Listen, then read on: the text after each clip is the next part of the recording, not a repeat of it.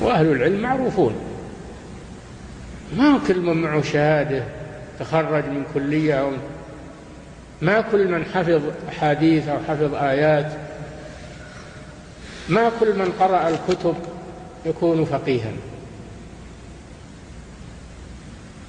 فقهاء معروفون عند الناس، ولكن بعض الناس أو كثير من الناس إنما يريد اللي يصلح له فقط، يدور اللي يصلح له، لو اللي قاله من أجهل الناس أو من أضل الناس حتى، المهم أنه يوافق هواه ورغبته. هذا خطر عظيم، ولا سيما في هذا الوقت، إنه قل العلماء، قل الفقهاء وكثر القراء، كثر القراء وقل الفقهاء. وفي قوله صلى الله عليه وسلم إن الله لا يقبض إن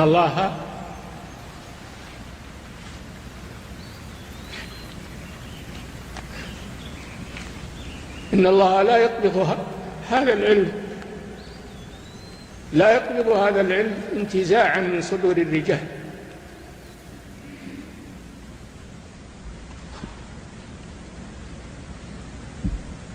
وإنما يقبض العلم بموت الأبهام،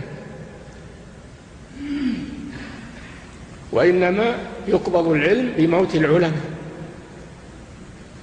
حتى إذا لم يبق عالم اتخذ الناس رؤوسا جهالا فأفتوا بغير علم فضلوا وأضلوا، ولا حول ولا قوة إلا بالله. نخشى أن يكون بدأ هذا في وقتنا، فعلينا أن نأخذ الحذر والخوف والاحتياط، وأن نختار أهل العلم وأهل الثقة حسب الإمكان،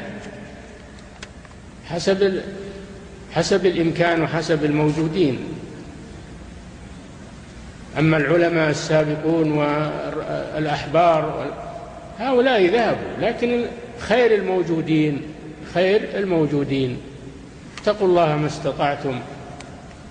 نسأل الله أن يوفقنا وإياكم لمعرفة الحق والعمل به.